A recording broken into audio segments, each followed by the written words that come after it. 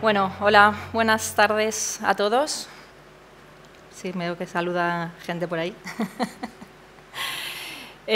Bueno, lo primero de todo, muchísimas gracias a Fluge, como no, y la verdad que es un honor para nosotros, para Sony, poder tener aquí una pequeña presencia en este eventazo que la verdad que organizáis ya varios años. Así que, lo dicho, muchísimas gracias. Pues, bueno, lo que vengo a presentar hoy, de lo que os voy a hablar, básicamente, es de cámaras de gran formato, ¿no? Que ahora parece que hay una tendencia a utilizar cámaras de gran sensor en producciones en directo. Entonces, bueno, si queréis podemos empezar con la presentación. También tengo preparado una pequeña demo para que podáis ver cómo funciona una de estas cámaras, que de hecho tenemos una ahí. Es la FR7, como indica la portada de esta presentación. Y otra que, si queréis, después de esta ponencia, está situada en la parte de atrás, o sea que cualquier pregunta, cualquier cosa que queráis, estaré por aquí, así que es el momento de aprovechar y toquetear las cámaras. Bueno, pues, hablando un poco así de los contenidos de esta sesión, quería empezar por lo que sería la parte del sensor, ¿no? No me voy, obviamente, a meter mucho, tampoco es que sea hiper especialista en sensores, pero sí algunas pinceladas para que veáis qué es esto del sensor grande, que parece que cuanto más grande ande, y tampoco es eso. Hay que tener alguna serie de precauciones y ver un poco, cuando elegimos una cámara de tamaño, de gran formato, qué pros y contras tiene esto, ¿vale? Veremos eso, algún comentario sobre el tamaño del sensor, el triple sensor y sensor único, porque nos encontramos con sensores de monosensor, o sea, con cámaras monosensor, pero también hay muchas cámaras que trabajan con triple sensor, lo veremos. Lo que es esto del tamaño del píxel y el margen dinámico, ¿de acuerdo? Y también el tema de la resolución, que es, la verdad que la resolución es clave, no tanto el tamaño físico del sensor, sino también la resolución. Y esto también puede originar una serie de, bueno, digamos, efectos de tecnología, como podría ser la tecnología rolling shutter, y provocar ciertos artefactos. Y luego ya de ahí vamos a pasar y os voy a presentar en Sony cuáles son las novedades de estas cámaras de gran formato, como sería la HDC, la F5500 y la FR7, que veíais en la imagen anterior, que para mí la verdad que es una cámara que ha venido un poco a revolucionar el mercado, y ya veréis por qué. Pues tamaños habituales de sensor. La verdad que digamos que lo podemos clasificar, digamos, en tres grandes familias. Una sería tamaños de sensor, si estamos hablando de fotografía, en la que, bueno, ahí lo que prevalece o lo que sí que queremos es conseguir la mayor resolución. Nos iríamos, pues eso, a sensores ya de tamaño APS-C o tamaños de full frame. El vídeo, que siempre pues, se caracteriza por tener sensores más pequeños, básicamente por aquello de la profundidad de campo. Lo que queremos es tener la mayor profundidad de campo para que todo esté a foco, ¿no? Pero he puesto lo que veis aquí, full frame, digamos, a caballo de lo que sería el cine y el vídeo, porque esta línea cada vez se diluye más, ¿no? Y en cine, obviamente, pues sensores de tipo de Super 35 o, sensores, obviamente, de full frame. La FR7 que tenemos aquí hoy, de hecho, es una cámara robotizada, full frame, con lentes intercambiables. Y, como os decía, la tendencia actual, o lo que estamos viendo por lo menos desde Sony en Europa, es utilizar, pues, esos sensores de gran tamaño, ¿no?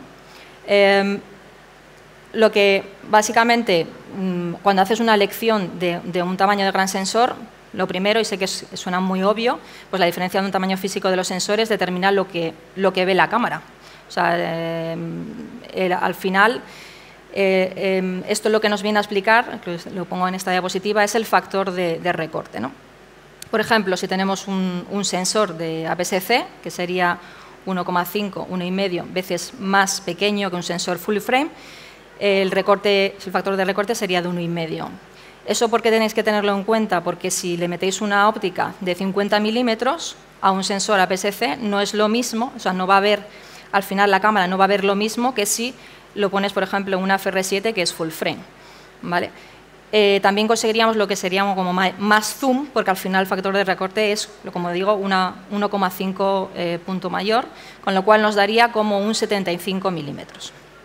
Eso es una de las consideraciones que hay que tener en cuenta, ¿no? Luego, si elegimos una cámara full frame, al mismo tamaño, también podemos tener distintas resoluciones, ¿vale? Y esto nos va a afectar al tamaño del píxel. Y el tamaño del píxel, pues veremos que esto va a afectar a una serie de factores, con lo cual la resolución es un tema crucial, ¿vale? Y, obviamente, cuando elegimos una cámara u otra con un sensor u otro, pues los requerimientos que tenemos en vídeo, yo vengo del mundo del vídeo, son diferentes, por ejemplo, a la fotografía, ¿no? En el caso del vídeo, pues igual nos preocupa más el tema de cadencia, el procesamiento de cada cuadro, que ese procesamiento sea un procesamiento rápido, o en el caso de la fotografía, pues la resolución, como decía, es crucial, ¿no? ¿Y qué nos podemos encontrar? Pues en Sony tenemos, de hecho, estos dos tipos de sensores. Tenemos desde cámaras monosensor, como puede ser la FR7, y luego las cámaras de Cinema Line, de la familia Cinema Line, en la que hay, lo que se hace es un proceso de bayerizado, ¿vale? Y, por otro lado, tenemos las cámaras que tendrían un triple sensor. En el caso del triple sensor, por ejemplo, cámaras de estudio, normalmente vienen con, no siempre, pero vienen con cámaras de triple sensor, y lo que conseguimos es tener la información completa, o sea, captar las tres componentes de color, de rojo, verde y azul, por completo, ¿vale? Como veis ahí, bueno, una fotografía para que veáis cómo sería en el caso del prisma dicroico de tener los tres sensores. Y factores a tener en cuenta, como decía, pues sería el tamaño del sensor, la resolución y el tamaño de ese fotosito, y obviamente también la lente que vayamos a utilizar. Entonces, tamaño de píxel, ¿vale? Esto va a afectar a nuestro margen dinámico. Siempre hemos hablado del margen dinámico de una cámara.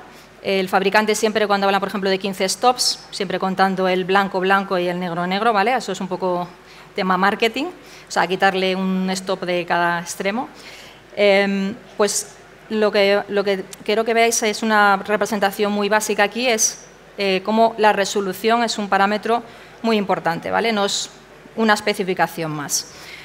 Aquí podéis ver, serían dos sensores del mismo tamaño, pero su resolución es diferente, ¿no? Cuando le entra luz a ese sensor, eso se llena, y lo que ha sucedido es que en el caso de un sensor en la parte de la izquierda, que sería de menor resolución, la cantidad de información entre frame y frame tarda menos, o sea, 4 veces menos, o digámoslo de otro modo, el otro sensor tardaría hasta 4 veces más de tiempo en poder extraer toda esa información. Esto para vídeo, claro, esto es importante tenerlo en cuenta, ¿no? Porque implica 4 veces más de tiempo, con lo cual ya no hablamos solamente del sensor, sino cuán rápido es nuestro procesador. Con esto hemos aprendido que mayor tamaño de píxel implica mayor margen dinámico, una mayor también inmunidad al ruido, menor también al icing y menos defectos de rolling shutter, porque bueno, la mayoría de estas cámaras viene con una tecnología de rolling shutter que explicaré ahora, y por lo tanto pues tienes un mejor comportamiento para temas de efectos de morea, también para comportamiento, como decía, de altas y bajas luces, por tener más rango dinámico. Pues esto del rolling shutter, supongo que muchos de vosotros ya lo conoceréis o lo habréis sufrido. No viene a ser una tecnología, no es que sea ni bueno ni malo, es simplemente un efecto secundario de la tecnología de los sensores CMOS. Y me preguntaréis, bueno, sí, CMOS rolling shutter, pero también hay de global shutter. De hecho, antes estaba comentándolo con un compañero. Sí, existen sensores CMOS global shutter, de hecho Sony los tiene en sus cámaras de estudio, en la que digamos que todas las líneas se exponen al mismo tiempo. pero de primeras un sensor CMOS se conoce como secuencial, es decir, que lo haría línea a línea, ese escaneado. Entonces, como veis en esta imagen, pues tendríamos el sensor que primero empieza escaneando una primera línea, sigue escaneando, claro, ahí está pasando un tiempo físico.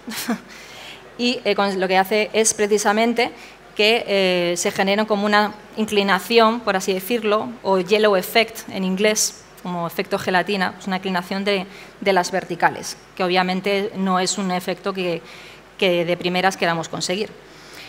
¿Cómo podemos hacer para que la toma sea lo más fiel a la realidad? Pues ahí el procesador, como os comentaba. La rapidez de ese procesador, eso va a ser clave. Y claro, así también otra cosa que os decía, si tenemos menos resolución, pues menos cantidad de información que tenemos que extraer de ese sensor.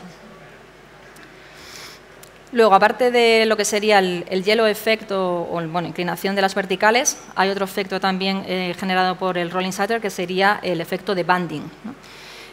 ¿Cuántas veces habéis visto de un fotógrafo que justo estás grabando una secuencia y pues, el fotógrafo lanza el flash y tu imagen se queda pues, un flashazo en tu personaje, ¿no? En blanco? Eso sería lo que sería el efecto de banding, ¿vale? Que lo que hace pues, es lo mismo, dado a este escaneado línea a línea, nos ocuparía en el momento que dispara el flash, es lo que capta la cámara y no queda, digamos, queda ese flash en esa imagen. Y lo mismo, o sea, ahí jugaría un papel clave la velocidad del procesador y de lo que sería el tipo de sensor, pues una resolución, digamos, menor para que tenga menos cantidad de información. Aquí he puesto esas imágenes para que veáis lo que acabo de deciros, ¿no? Como veis, en la parte de la izquierda pues, tendríamos lo que sería el comportamiento habitual, ¿vale? de un sensor rolling shutter. Como veis en la acróbata, pues la línea vertical está inclinada y esto es por el escaneado del sensor. Y en la parte de abajo sería el efecto flash o efecto flashbang de banda, ¿vale? Cosa que cuando tenemos un sensor de global shutter, pues lo que hacemos es que captura la imagen al completo, ¿no? Como si fuera un solo plano, con lo cual no habría ese problema. De todos modos, hay cámaras como Venice, o sea, cámaras de muy alta gama, que son rolling shutter y me diréis, bueno, pero entonces ahí es donde el procesador juega un papel clave, como digo, para que tiene que ser muy rápido para que no tengamos este resultado, ¿vale? Luego, el famoso moiré. De hecho, pantallas como esta, y una de las cosas cuando estábamos montando la cámara, siempre tenemos especialmente cuidado es cómo se comporta la cámara frente a una pantalla LED. Y cada vez, bueno, lo vemos en este evento, estamos rodeados de pantallas. Es muy importante probar, yo siempre digo probar la cámara. Da igual que el fabricante te diga que funciona muy bien enfrente de una pantalla LED. Ahí hay muchos factores, depende de la distancia de la cámara respecto a la pantalla, el tamaño del pitch de esa pantalla, la focal que esté utilizando en esa óptica, o sea, hay muchos parámetros que van a determinar que se genere artefactos y patrones no deseados, de los cuales no vamos a tener control. Antes también lo estaba hablando con los compañeros de, no, pues me han aparecido aquí detrás de uno de los ponentes como una especie de, pues como la discoteca de los años 80, ahí, como unas ondas, pues esos son el aliasing y también moiré que se provoca también por tener básicamente sensor y otro patrón delante que está la cámara captando. Aquí lo veríais, ¿vale? Bueno, es una representación más o menos, pero para que os hagáis una idea, la parte de roja sería lo que es el sensor y lo de delante en azul, la escena, que la escena puede ser o desde una camisa de rayas, un edificio con una textura X. Esto es lo que nos va a provocar que luego al final la cámara vaya a generar un patrón que no tiene control y que no queremos. ¿Hay solución para esto? Sí. Perfecta, no siempre. Lo que se utiliza normalmente es una solución óptica, que es un filtro que se llama, bueno, en inglés es Optical Low Pass Filter, que no deja de ser un filtro de paso bajo, y lo que al final hacemos es, en detrimento de vuelvo a hablar de la resolución, de bajar la resolución, cortar esa frecuencia para que no me genere ese patrón que no queremos, ¿vale? Bueno, dicho esto, y así dicho de manera muy llana, es que no vale simplemente que el sensor sea grande, ¿vale? Tenéis que tener en cuenta estas cosas y que si os pasa, que no os preocupéis, no es nada raro, es bastante más habitual de lo que pensamos. De hecho, yo empecé a trabajar cuando salieron las Canos de DSLR, a grabar vídeo con DSLR, y todas estas cosas que os acabo de explicar me pasaron. Entonces, bueno, que sepáis que eso es inherente a tipo de sensor y no solamente el tamaño, sino también la resolución y bueno, lo que os he dicho, ¿no?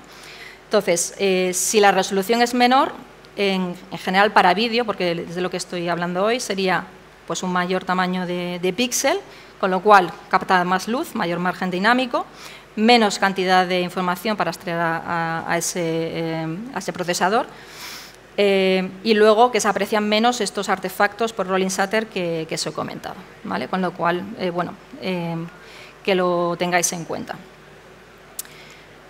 Bien, pues como os decía al principio de la ponencia, cada vez escucho más realizadores de Europa, no solo de aquí de España, que quieren probar cosas nuevas.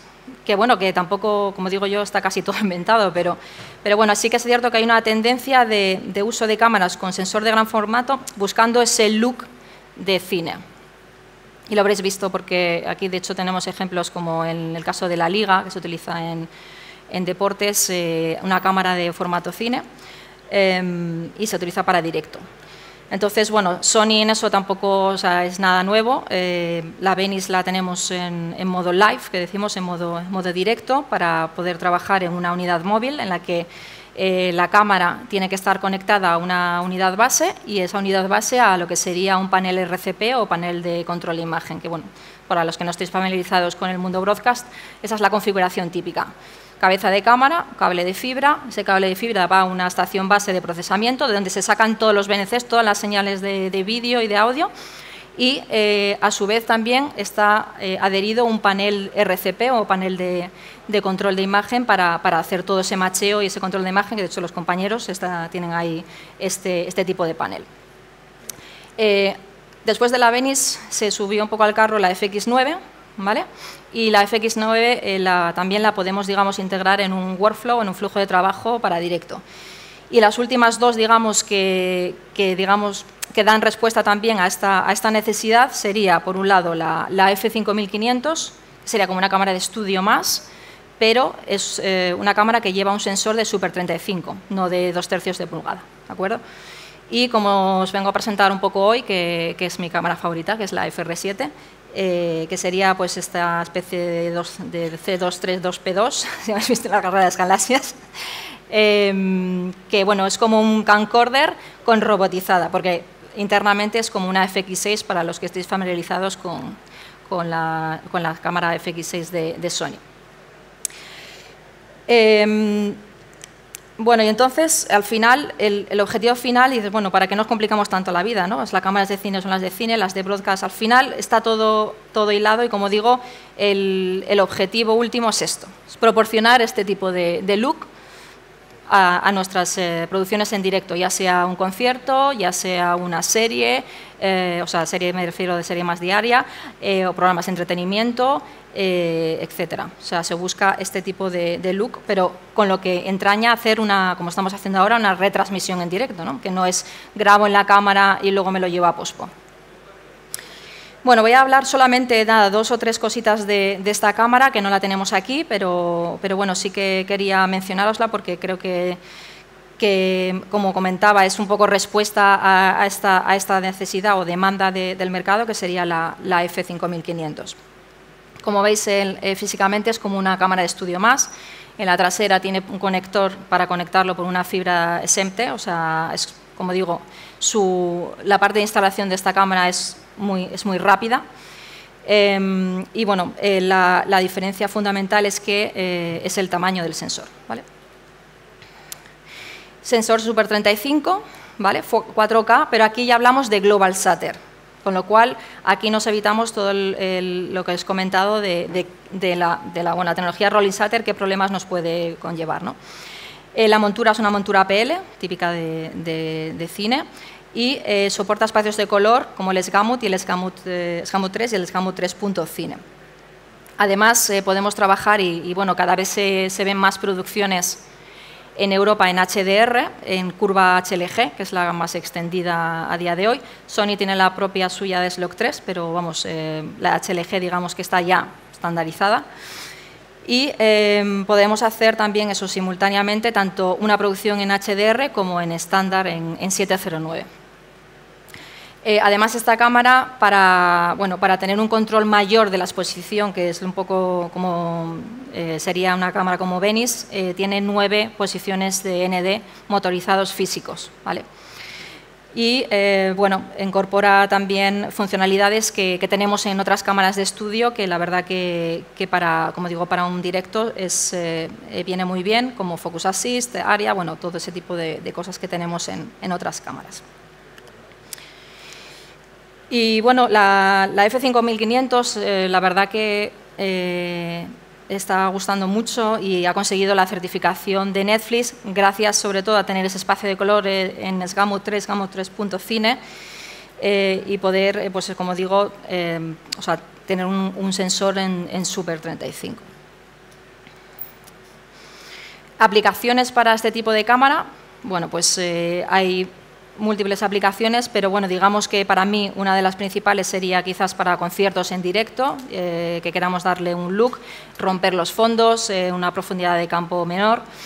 Y la cámara, como os decía, al ser cámara de estudio, va conectada esa fibra a lo que serían las CCUs, ¿vale? o unidades base. Y esas CCUs, además de esta cámara, tienen la posibilidad de grabación interna.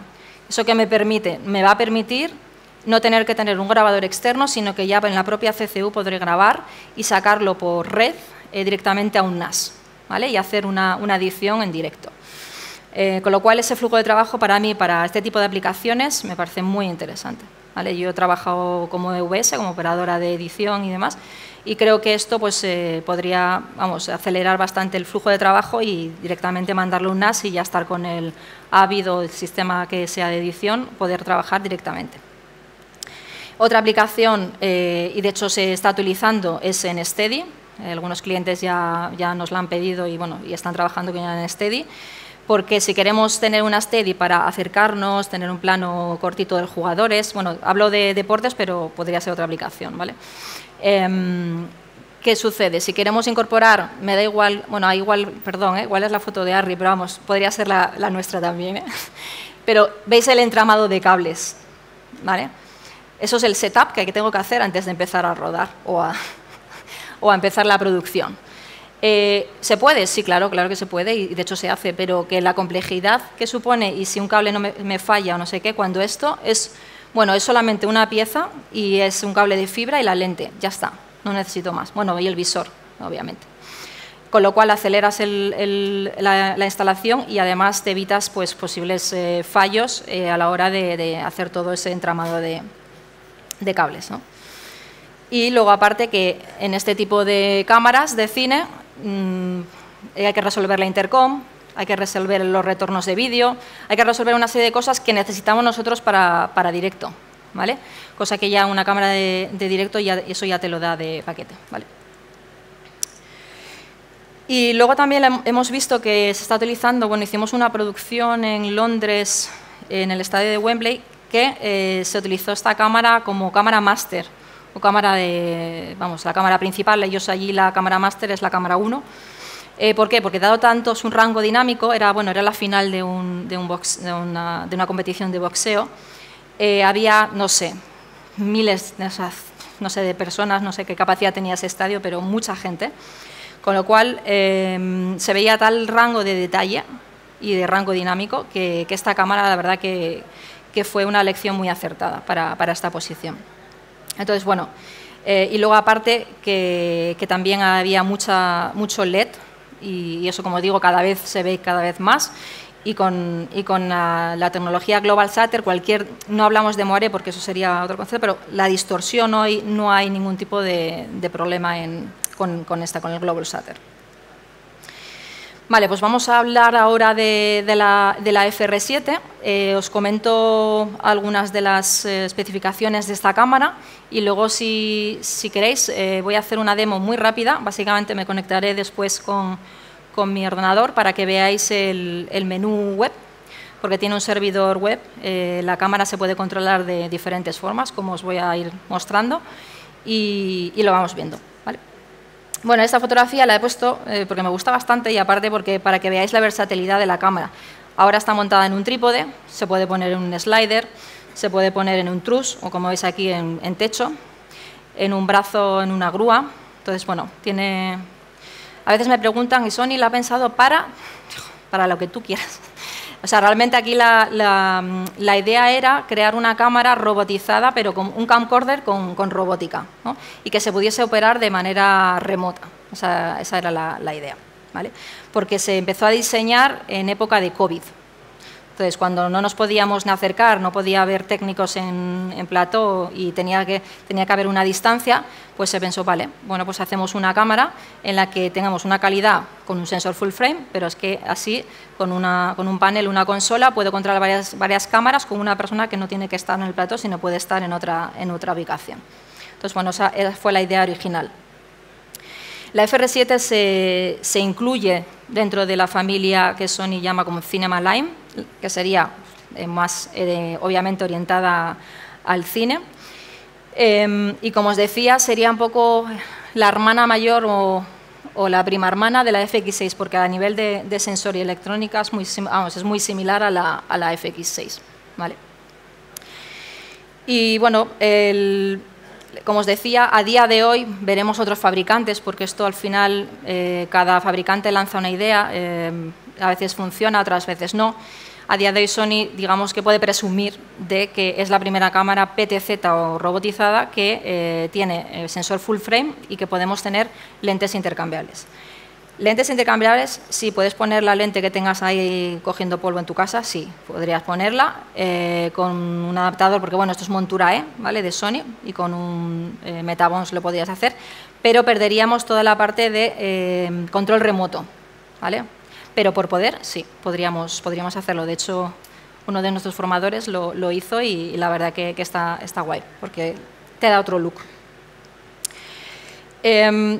También ha sido certificada por Netflix, os lo digo por, no sé, si tenéis algún proyecto o algo, que sepáis que está certificada también. No solamente graba en Ultra HD, sino también en 4K real, o sea, en 4096 x 2160, con lo cual es una cosa a tener en cuenta. Y bueno, eso, que tiene la certificación por parte de Netflix. Bueno, yo lo he titulado ahí como que Sony reinventa el mercado de las PTZs, y sí, no es una PTZ al uso, ¿vale? Pensarla más como eso, como digo yo, como un camcorder, pero con una robótica ya incorporada, pero que incorpora bastantes cosas. Puede hacer cámara lenta, puede hacer streaming, bueno, tiene mucha versatilidad a nivel de salida de imagen también. Puede salir por SDI, puede salir por HDMI, puede salir también por fibra monomodo. Bueno, vamos a ir viendo, y yo de hecho cuanto más voy descubriendo de la cámara, la verdad que más aplicaciones y más cosas le voy viendo. Tiene un control remoto por interfaz web, que es el que os voy a hacer luego la demo, simplemente para mostraroslo. Pero también hay una consola dedicada que puede ser de Sony, puede ser de terceros. De hecho, colaboramos con otra gente, como puede ser Scarjoy. O sea, la cámara no solamente se controla por controlador Sony, pero vamos, que sepáis que tenéis esa flexibilidad. Y al ser un camcorder, pues tenemos una grabación interna en el lateral de la cámara. Tenéis ahí dos slots para poner una tarjeta, una Compact Flash Express o una SDX, vamos, unas Bayes.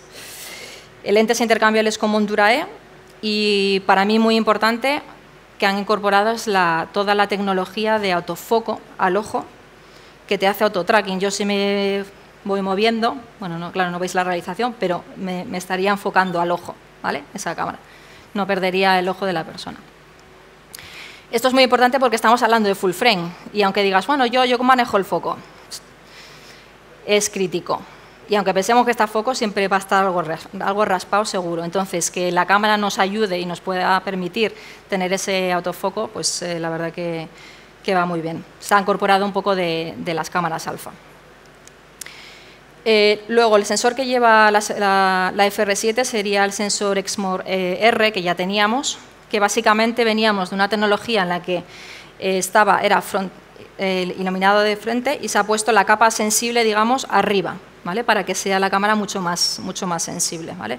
Donde están los fotodiodos. Con lo cual, full frame, 4K HDR en Exmor R, alta sensibilidad, inmunidad al ruido y una latitud, Sony habla de más de 15 stops. Podemos hacer, como os decía, cámara lenta, tanto en 4K como en HD. En 4K podemos llegar hasta 120p. Y, aquí está la clave, el sensor rápido, pero que es un low rolling shutter. Os he explicado, digamos, la parte fea del rolling shutter. Pero aquí que sepáis que en esto, y Sony trabaja bastante, es cómo minimizar los efectos de esa tecnología, ¿no? Algo que os quiero comentar, la cámara es full frame, sí, y hemos hablado de factor de recorte. Factor de recorte quiere decir que aquí podría incluso hacer que la cámara trabajase en Super 35 y sacar un Full HD, ¿vale? ¿Qué consigo con eso? Más zoom. Porque no olvidemos, cuando ponemos esta cámara muchas veces los clientes me dicen que no llego a hacerle un plano corto al presentador. Ya, claro. Y es que esto nos dice, es que con otra PTZ sí puedo, yo ya. Pero es que el sensor de otra PTZ es mucho más pequeño, entonces full frame. Se me quedan como, no entiendo. Obviamente tendría que tener un tele así de largo para poder hacer el mismo tamaño de plano, vuelvo a repetir, lo que la cámara ve, para poder comparar una con otra. Con lo cual, esta es una solución, digamos, hacer ese factor de recorte. Si mi producción no es en 4K, sino es en HD, pues podría hacer esto. Y gano 1.5 más, ¿vale? Luego, muy interesante, el filtro ND electrónico variable. ¿Esto qué quiere decir? Puedo controlar la exposición sin que me afecte otros parámetros que igual no me interesa para mi estética. No quiero tocar el iris porque eso me va a tocar mi profundidad de campo. Entonces, el filtro de ND electrónica variable es magia, o sea, no tienes que hacer nada, ya directamente la exposición automáticamente te la controla la cámara a través de esos filtros ND. Y como comentaba antes, el tema del autofoco al ojo, que es un tracking, entonces con el panel, que ya os lo enseñaré, o sea, la interfaz, como puede ser táctil, tú puedes elegir a quién hace ese seguimiento de foco, a qué persona. ¿Qué lente le podemos montar a la FR7? Bueno, montura E. Montura E es Sony. ¿Por qué? Porque, se ha decidido obviamente montura E para tener una comunicación entre lo que es la lente y la cámara, ¿vale? Tenemos muchas cámaras de montura E. Sí es cierto que, como dice aquí, de 12 milímetros puede llegar hasta 1200, pero la realidad para este modelo de cámara, la FR7, es que al final serán 3 o 4 modelos los que nos valgan para esta cámara y para lo que necesitamos. ¿Por qué? Porque necesitamos que el zoom sea, pueda controlarlo de manera remota, que tenga power zoom, porque no voy a tener a una persona que me haga como un focus puller, vamos. ¿De acuerdo? Entonces, en este caso, la que tenemos aquí montada es la 28135, que es la que, digamos, te da más o menos un rango bastante majo de rango de zoom. También le podemos montar un angular, que sería el 1635, que le solemos poner. E incluso si necesitamos, porque el 135 milímetros se nos queda un poquito corto, sería la 70-200, que la tenemos montada en el stand, vamos atrás. Pero esta no es motorizada, con lo cual tenemos que tener un motor externo que nos pueda permitir luego controlarlo en la consola. Si os estáis interesados, luego os lo enseño. Y comentar que la FR7, Sony es fabricante propio desde lo que es la lente hasta, obviamente, el sensor, en la que Sony, digamos, que es probablemente número 1 de tecnología de sensores a nivel mundial. Y, como os decía, no olvidar el procesador, en este caso es el Bion ZX, entonces muy importante también la parte del procesador. El visor lo he puesto así en azul porque aquí no aplica, estas cámaras no llevan visor, obviamente, pero que digamos que hace un poco toda la cadena. Y la alimentación de la cámara, aparte obviamente de hacerlo de manera local, que sepáis que lo podéis hacer por un switch de PoE Plus. Eso quiere decir que con un cable de red Ahí me va alimentación, vídeo, control de los comandos para poder, de Visca en este caso, para poder manejar la cámara. O sea, por un solo cable de Ethernet me iría todo eso, ¿vale? Con lo cual puedo minimizar mucho el cableado. Aquí veis la trasera de la cámara. Como os decía, bueno, tenemos un conector LAN, un puerto LAN, donde, bueno, aparte también podríamos hacer streaming, tanto en NDI con licencia, NDI en SRT, protocolos RT, que ahora está muy de moda también, RTMP, o sea, tienes varios protocolos. Si queremos hacer una tirada larga, ¿vale? Porque está la cámara, o sea, no me vale con la tirada que me pueda dar un cable de Ethernet. Podríamos tener o sea, para vídeo, podríamos tener el de fibra el óptico para, con un SFP, con un módulo SFP para hacer una tirada de hasta 10 kilómetros, si quisiéramos. Obviamente salida de SDI, que tenemos una salida 12G RAW, también podría ser RAW, o sea, la cámara puede trabajar en RAW, que no lo he comentado antes. Y entrada de audio profesional XLR 5 pines, ¿vale? Y obviamente pues su Genlock, etcétera. Entonces, bueno, es la verdad que bastante completo. ¿Y cómo controlamos la FR7? Como os decía antes, o bien lo hacemos con un panel clásico, ¿vale? Con su joystick y demás, que es como lo tenemos montado de hecho aquí, yo de hecho me gustan las dos, a pedir, sería la interfaz web, ¿vale? Esa interfaz web es propio de la cámara, que nos conectamos vía web. Y ahí tengo, de hecho, y os lo voy a mostrar. De hecho, vamos a hacerlo ahora, si os parece. Un segundito que voy a encender el ordenador. Y así os lo muestro en directo. A ver, se me apaga el ordenador. Pues buen momento para que se me apague el ordenador. A ver, mientras se enciende. Bueno, voy a dejarlo encendido y mientras tanto sigo explicando. El interfaz web, como os decía, sería para poder controlar toda la parte de cosas del directo. Se podría controlar con lo que es la parte de la robótica y además también me muestra una señal live directo de la señal de cámara, ¿vale? Puedo hacer también memorias de preset, es decir, pues igual tengo pues un plano general, un plano medio, un plano corto. Yo todas esas memorias las puedo dejar en la cámara y en la parte de la izquierda ahí memorizaría todos esos presets y los podría ir lanzando. ¿Vale? A ver si lo puedo encender.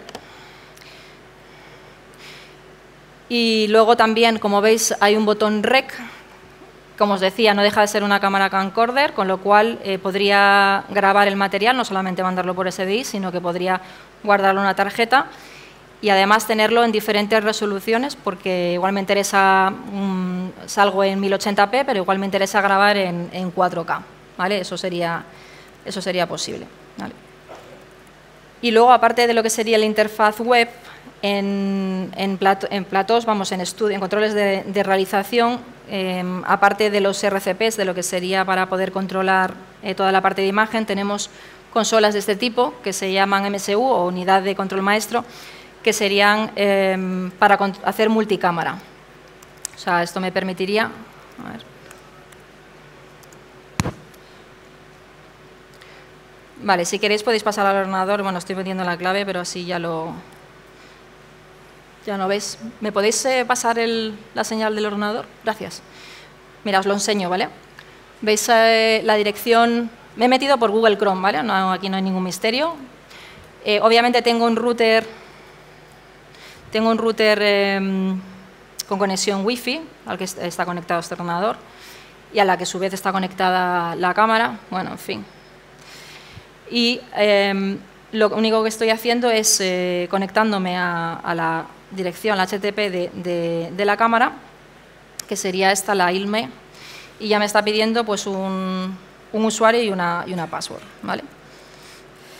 Bueno, pues aquí, como veis, sería la cámara que tenemos justo ahí, ¿de acuerdo? Este sería el interfaz de esta cámara Y como os digo, podéis manejarlo directamente desde esto. No es necesario tener una consola, pero hombre, sí que es para mí bastante recomendable, sobre todo para la parte de pan-tilt, controlarlo con un joystick.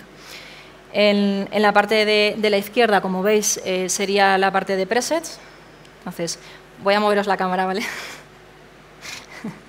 Voy a hacer un pequeño zoom. ¿Vale? Entonces, podría guardar este preset, le doy aquí a más y le podría dar un nombre, ¿vale? Plano medio general, por ejemplo. Entonces, bueno, y así sucesivamente. Y yo estos presets de memoria incluso podría ajustar la velocidad para que cuando llame a uno u otro sea unas velocidades diferentes y demás.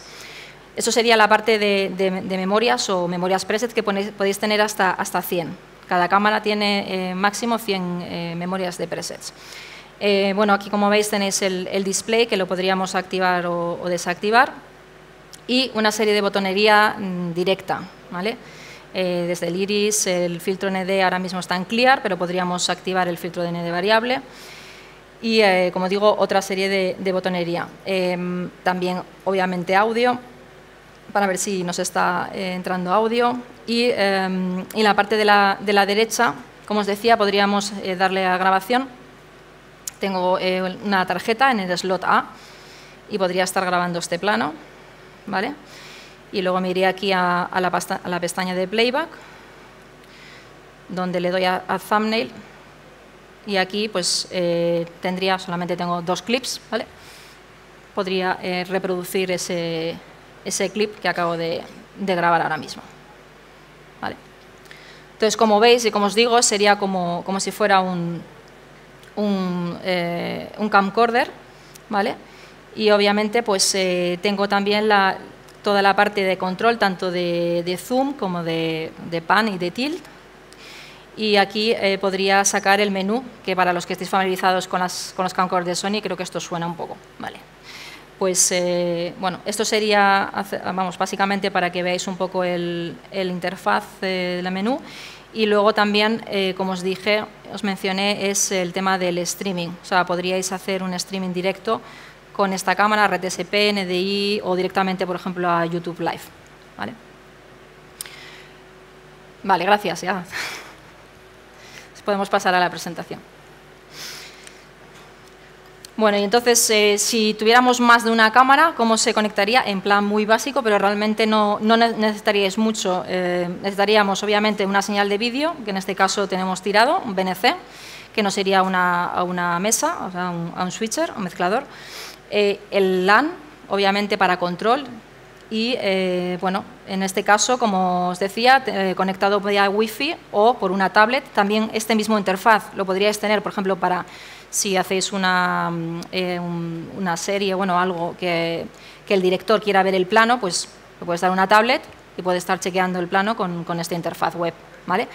Puede haber más de un cliente conectado a la misma cámara. Hombre, si hay muchos, llega un momento que el bandwidth baja y entonces no reacciona tanto, pero sí que puede haber más de uno, ¿vale? Y bueno, ya como un poco resumen de lo que nos permite la FR7, en cuanto al look, como os decía, para mí lo más importante es que es una cámara full frame. Estamos hablando de 10,2 megapíxeles, lo hablábamos, no mucha resolución, con lo cual esto nos permite los beneficios que os decía, pero tiene el Bionsan XR, que es high speed para hacer todo el procesamiento de imagen. Es una cámara muy sensible, aunque no tenga el dual ISO que tanto gusta en las cámaras como Venice y demás, sí que podemos llegar a tener a una sensibilidad, bueno, ahí pone 409.600, bueno, es muy sensible. De hecho, creo que ahora tenía solamente 9 dB en estas condiciones para que veáis la capacidad de la cámara y la verdad que está muy bien. Más de 15 stops de latitud, como os comentaba. También podemos hacer el slow motion, hasta 5 por en HD, si trabajamos en HD. Y aparte, evidentemente, de salir en RAW en 12G SDI, o sea, en 12G SDI o en RAW, en el HDMI podemos salir en un color oversampling de 422 de bit depth. Luego, los espacios de color es Gamut 3 y es Gamut 3 punto cine. Supongo que más de uno ya habréis visto este tipo de triángulos de qué cobertura coge un espacio de color u otro, ¿vale? Y luego el S-Cineton, que ya esto viene heredado de la Venice, que es para conseguir pues, una textura de piel mucho más soft, ¿no? Más real. Y en cuanto a la operatividad, algunos datos. Deciros que la cámara puede ir o muy lento o muy rápido, lento hasta 0,02 grados por segundo. ¿Esto para qué nos puede servir? Típico plano de zoom in de entrada, casi imperceptible. Pues, por ejemplo, esto podría ser una buena aplicación. O muy rápido, porque lo que quiero es precisamente que cuando me pase de un preset a otro, no perder tiempo. O sea, también lo puedo utilizar en este sentido, ¿vale? Y luego también el rango de movimiento. Si os pasáis después, os lo enseño, pero vamos, el rango de movimiento de panorámico no llega a ser 360 porque tiene la electrónica abajo, en lo que veis en la base, pero casi. O sea, estamos hablando de más 180 menos 180. Y puedes hacer también planos de techo porque te hacen un giro prácticamente, o sea, hacia atrás, ¿vale? Entonces, tú puedes grabar quizás un preset que te vaya de un foco al presentador, de uno a otro, entonces, y no hacerlo manual, sino hacerlo a través de memorias, ¿vale? Bueno, os voy a ir diciendo ideas. De hecho, coincidí con un chico que hacía publis y decía, es que esto me viene genial para hacer repetición del mismo plano y luego meterle un alfa y tal. Entonces, como siempre va a ser el mismo plano, lo puedo repetir, ¿no? Y luego lo que hablábamos, o sea, la cobertura prácticamente del 89% de puntos de foco de mi área es bastante, es muy, como se dice, muy accurate, ¿no? en inglés. Entonces, estamos hablando de 627 puntos focales. Bueno, ya hemos hablado de la detección del ojo y del traqueo del ojo, como os digo. Aunque una persona vaya corriendo, si yo digo que se focalice en la persona de la izquierda, no va a perder a esa persona, ¿vale? A menos que yo, en la misma interfaz, como digo, es táctil, me vaya a la otra. ¿Puedo ir poner el foco en el background? Sí. Le doy doble clic y me lo cambia, ¿vale? Pero por defecto, si tú la cámara le dices haz seguimiento de foco, al ojo, perdón, lo va a hacer a la persona, ¿vale? Luego también, si la lente lo permite, hay lentes que sí, hay lentes que no, también hace la compensación esta de que muchas veces cuando hablamos de es que la lente respira, ¿no? Cuando hacemos ese cambio, ese trasfoco, ¿no? Que te hace un cambio de frame. Entonces, bueno, hay una compensación de esto para que no te haga ese cambio de cuadro, ¿no? El filtro electrónico ND variable, que ya hemos hablado, para poder hacer un ajuste automático, digamos, de la exposición sin tocar nuestra profundidad de campo. Los presets que, como os comentaba, tenemos hasta 100. Hoy, de hecho, estamos oficialmente lanzando un firmware nuevo para esta cámara, que es la versión 2. Y la verdad que ahora, aparte de los presets de cámara normales, también tenemos lo que sería el PTZ Trace, que no deja de ser una memorización de todo el movimiento. Bueno, Tally, obviamente, porque se puede utilizar como cámara de directo. Y dentro del flujo de trabajo, como os decía, también podemos hacer la grabación en tarjeta y esto me permite pues, tener la versatilidad de llevarme el material a POSPO y, bueno, y como os decía, grabar en diferentes formatos. Bueno, voy a pasar esto. Y bueno, esto es la imagen del remoto, vamos, del menú web que os he mostrado para que lo veáis y bueno, de cómo se subdivide, ya os lo mostré antes, pero bueno, sería la parte de control, la botonería directa y la parte del menú rápido de configuración y los presets. Y bueno, ya para terminar, ejemplos de uso. A ver, como os decía, Sony no ha pensado esta cámara para un uso en concreto, realmente. Aquí he puesto un poco el brainstorming de lo que creo que la FR7 podría estar muy bien, sería para mí, para reality shows. en la que la cámara obviamente tiene que estar escondida en algún sitio y se pueda controlar de manera remota, para temas de eSports, para entrevistas donde no quieras tener un operador porque quieres que sea una entrevista íntima, quieras hacer un control, como digo, remoto, también podría ser. Teatro, bueno, estadios y bueno, creación de contenido online gracias también al hecho de poder salir en streaming, y utilización en Crashcam o grúas o slider. ¿Vale? Pero bueno, al final un poco depende de la imaginación de cada uno. Y bueno, por mi parte eso sería lo que os quería mostrar hoy. Y ahora, bueno, para finalizar, si os parece, bueno, teníamos preparado un vídeo de la FR7 para que lo veáis, entonces creo que lo tengo aquí en la presentación. Vale. Y ya con esto me despido. You know, as filmmakers, always trying to find new ways to see and experience the world. That new thing, that new perspective. And it's not every day that opportunity comes along. But today's one of those special days. Quiet on set. All right, guys, here we go. And action.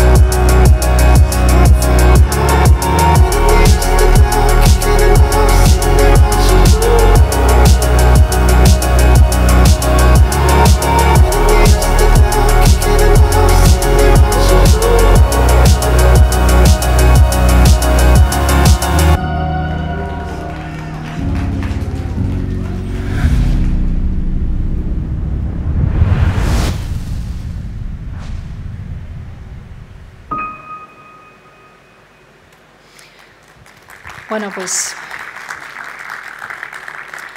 muchísimas gracias. Espero que os haya resultado interesante. Al menos para mí ha sido, la verdad, que me ha encantado estar aquí.